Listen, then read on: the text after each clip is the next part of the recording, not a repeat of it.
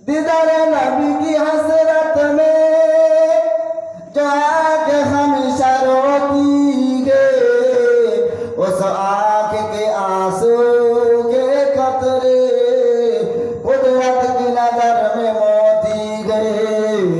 अल्लाहुम्मा सल्ली अला सय्यिदिना मौलाना मुहम्मद वला आले सय्यिदिना। ওই দিনে আমার আল্লাহ পাক হবেন সম্রাট, ওই বিচারের দিনে আমার আল্লাহ পাক হবেন মালিক, ওই বিচারের দিনে আমার আল্লাহ পাক হবেন বাদশাহ। তার আরশে আজিমে আরশে কুরসিতে বসে বসে আর সারা দুনিয়ার মানুষের হিসাব নিকাশ করবেন। সেই দিনে আমার আল্লাহ পাকের পাশে একটা সিট খালি থাকবে, ওই সিটটা আমার আপনার নবীর জন্য আল্লাহ পাক দান করবেন। আমার আল্লাহ পাক আমার নবীকে ওই মাসের দিনে একটা পুরস্কারে পুরস্কৃত করবেন। আমার আল্লাহ পাক আমার নবীর মাথায় সাফায়াতের পাখি খানা পরিয়ে দেবেন। জোরে বলুন না সুবহানাল্লাহ। ওই দিনেতে আমার নবী পাক সাল্লাল্লাহু আলাইহি ওয়াসাল্লাম ছাড়া অন্য কেউ আর সাফায়াত করতে পারবে না। ওদিনে কারোর কথা চলবে না।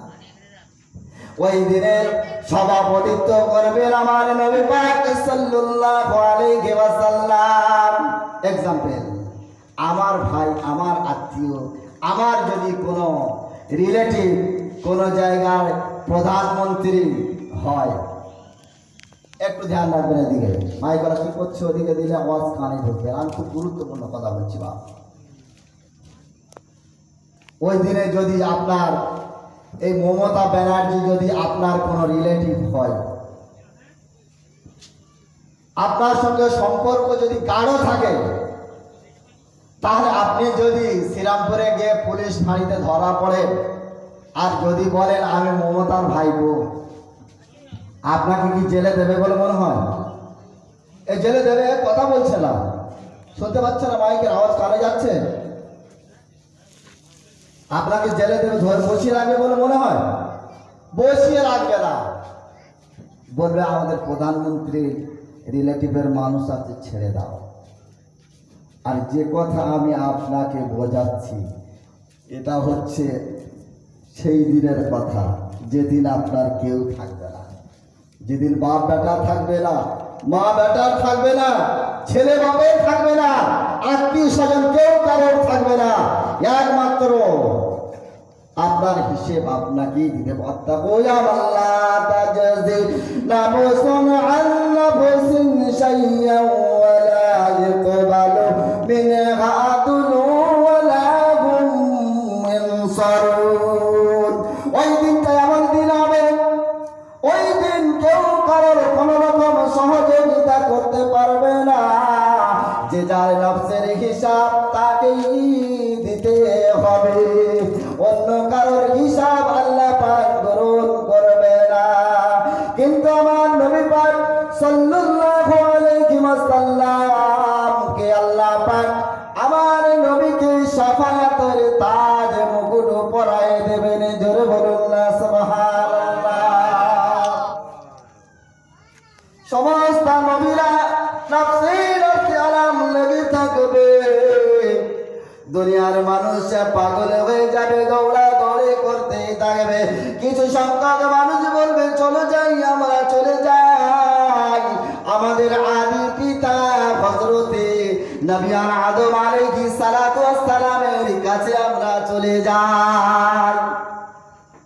আদম নবীর কাছে পৌঁছে গিয়ে বলবেন, এই আমাদের পিতা আদম আলাইহিস সালাতু ওয়াস সালাম, আজকের কঠিন দিনে আল্লাহ পাকের সম্মুখে যাওয়া যাচ্ছে না, কারণ আমাদের গুনাহগুলো এত বেশি, আল্লাহ পাকের সম্মুখে যাওয়ার মতো আমাদের ক্ষমতা নাই।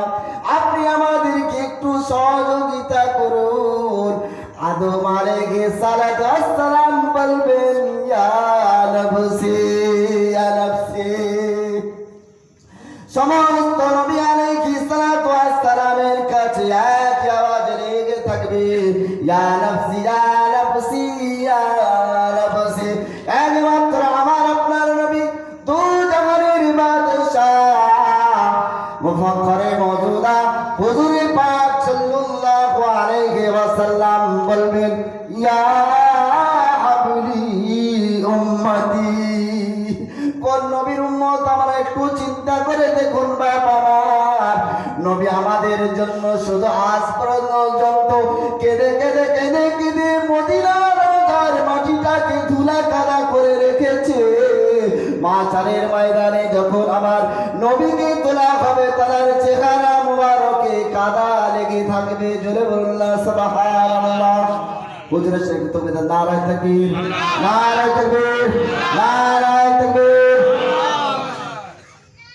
যে কথা আমি বোঝাতে চাচ্ছি বাবা মা, যে আমাদের সাফায়াতকারী কেউ থাকবে না, একমাত্র আমার আপনার নবী এই সাফায়াতের পাগড়ি মাথায় দিয়ে আমাদের কাছে থাকবে।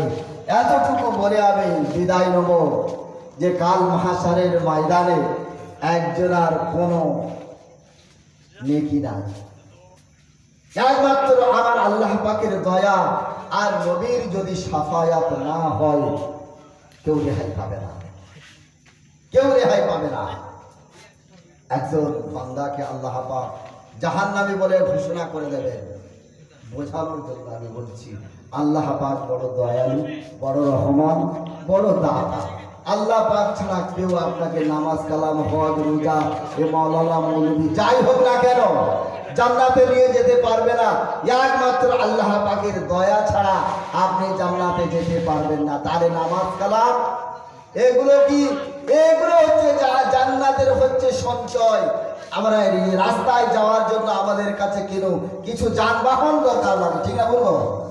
আমরা কোনো জায়গায় যেতে গেলে আমাদের কিছু যানবাহন লাগে।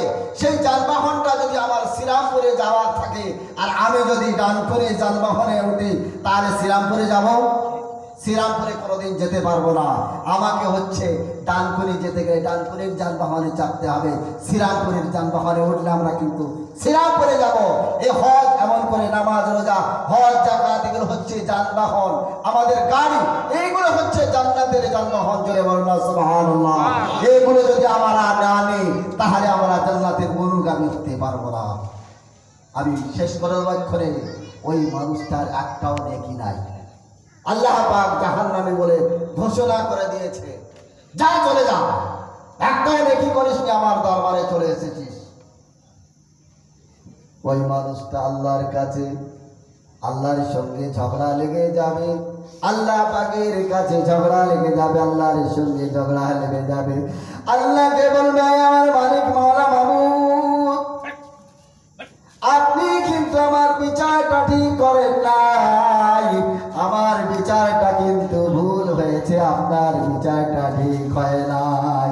আমার আল্লাহ পাক বলবেন, এই আমার গুনাহগার বান্দা আমার সামনে দাঁড়িয়ে দাঁড়িয়ে আমার সঙ্গে বড় বড় জবান চালাচ্ছিস, বল আমার বিচারে কে ভুল হয়েছে? একমাত্র আমি সূক্ষ্ম বিচার করতে মানা, আমার বিচারের মধ্যে কোনো খদ নাই, কোনো গন্ডগোল নাই, কোনো ভুল নাই। আর তুই আমার সামনে দাঁড়িয়ে দাঁড়িয়ে বলছিস কিনা তোমার বিচারে ভুল আছে। বান্দা দাঁড়িয়ে হয়ে কাঁদবে আর বলবে, ও আমার মাওলা মাবুদ, তোমার বিচারে এটাই ভুল হয়েছে। তুমি তোমার একটাই নাম রেখেছো রহমান রহিম, ওই রহমান রহিম নাম দিয়ে কিন্তু আমাকে তুমি বিচার করো না। তোমার কাহার নাম দিয়ে বিচার করেছো বলে আমি জাহান্নামে যাচ্ছি। আর যদি তুমি তোমার রহমান রহিম নাম দিয়ে বিচার করতে তাহলে আমি জান্নাতে চলে যেতাম।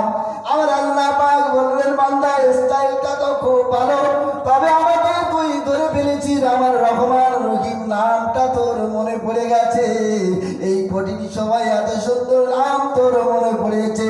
এই রহমান রহিম নামের বদলে আমি আল্লাহ পাক তোর সমস্ত গুনাহগুলোকে মার্জনা করে দিয়ে আমার দয়ার জান্নাত নসিব করে দিলাম।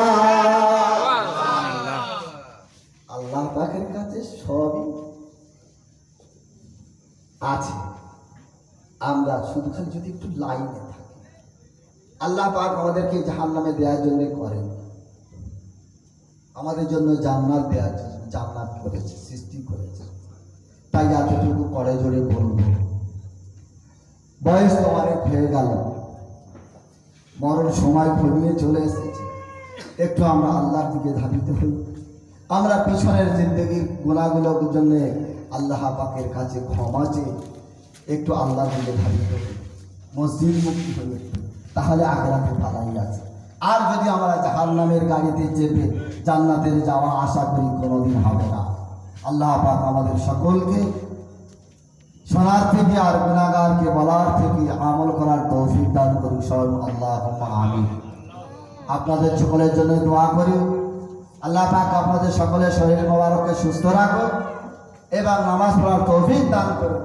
আপনারা সকলে অদম গুনাহগারের জন্য দোয়া করবেন, আল্লাহ পাক যেন অদম গুনাহগারকে মাফ করে দেয়, দিনের জন্য যেন কবুল করে নেয়। আল্লাহ পাক যেন বেশি বেশি আমল করার তৌফিক দান করে, সবাই আল্লাহুম্মা আমিন। মাওলানা সাহেব এসে গেছে, এখানে আপনাদের সম্মুখে